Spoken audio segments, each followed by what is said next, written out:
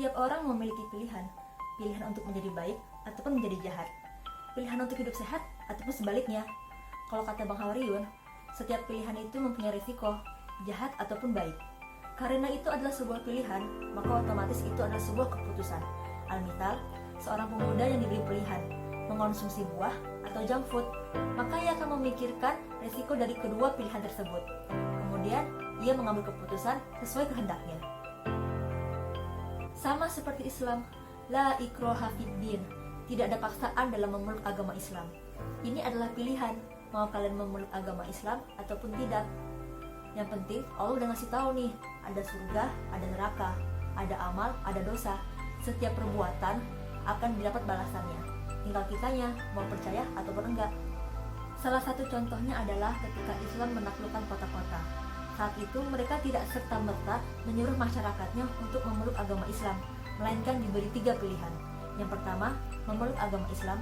Yang kedua, membayar jizyah, yang imbalannya adalah mereka dipersilahkan untuk mengerjakan ibadah mereka dan mendapat perlindungan. Dan yang ketiga adalah silahkan keluar dari kota tersebut. Ada pilihannya. Oke, kembali ke pilihan. Tentunya semua orang punya pilihan, maka kita harus menghargai setiap pilihan yang mereka miliki. Hei, kenapa sih kamu suka ke mall? Ya enak aja, jalan-jalan, adem. Kenapa nggak coba jalan-jalan ke pantai gitu? Nggak mau ah, panas, ribet juga. Oh iya, setiap orang punya pilihan. Lalu bagaimana dengan orang yang mengambil keputusan yang salah, lalu dia mengambil landasan bahwa setiap orang punya pilihan? Suatu ketika, aku pernah nonton video di YouTube yang menanyakan pendapat orang tentang LGBT. Dan ternyata banyak yang tidak keberatan.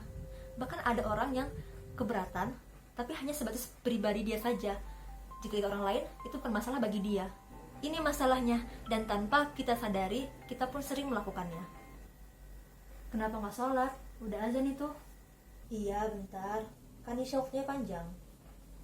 Oh, berarti emang gitu dia orangnya. Kak, tahu kok kak, tadi si Merlin ngebentak aku loh. Cuma gara-gara aku pejang ya sepatu baru dia. Kok macam nggak tahu dia aja? Kan memang lantang kali mulutnya, nggak bisa disaring. Udahlah, maklum aja lah. Karena terbiasa dengan hal-hal kecil seperti ini, kita pun mulai terbiasa dengan hal-hal yang jauh lebih besar.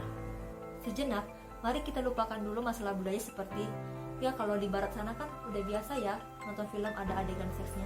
Soalnya kan muslim itu sedikit, gak banyak. Sekarang misalnya kita punya teman satu akidah yang menunda pernikahan dan lebih memilih mengejar karir, atau sepasang suami istri yang sama sekali tidak mau punya anak, dan kita berdalih, ya udahlah, they have their own life, itu hidup mereka, nggak ngaruh juga buat kita. Stop. Kalau gitu, buat apa Allah berfirman, illal ladzina amanu wa amilus solihati wa tawassaw bil haqq wa tawassaw bis sabr, kecuali orang-orang yang beriman dan berbuat kebajikan dan saling menasihati dalam kebenaran dan saling menasihati dalam kesabaran. Nasihat, saling mengingatkan, karena sejatinya manusia adalah makhluk yang lemah. Jujur saja, kita pasti kerap mengambil keputusan yang salah dalam hidup. Maka, siapa yang akan mengingatkan kita kalau bukan saudara sendiri? Rasulullah SAW bersabda, sesungguhnya seorang mukmin dengan mukmin yang lain seperti sebuah bangunan, yang sebagian menguatkan sebagian yang lain.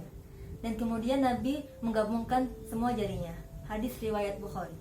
Begitu juga menasihati teman-teman kita yang non-muslim atas dasar kebaikan.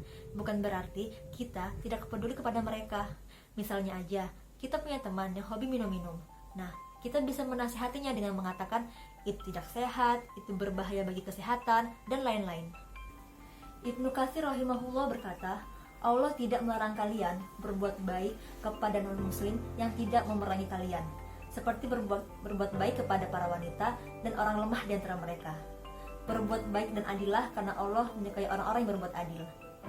Jadi kesimpulannya teman-teman, setiap orang punya pilihan dan kita harus menghargai setiap perbedaan. Namun, apabila itu membawa dampak yang buruk, kita sebagai umat muslim dan makhluk sosial wajib untuk mengingatkannya. Tentu saja dengan cara yang baik dan beretika. Sekian untuk video kali ini, semoga bermanfaat. Jangan lupa di-share. Saya Tadi Saloka, Assalamualaikum.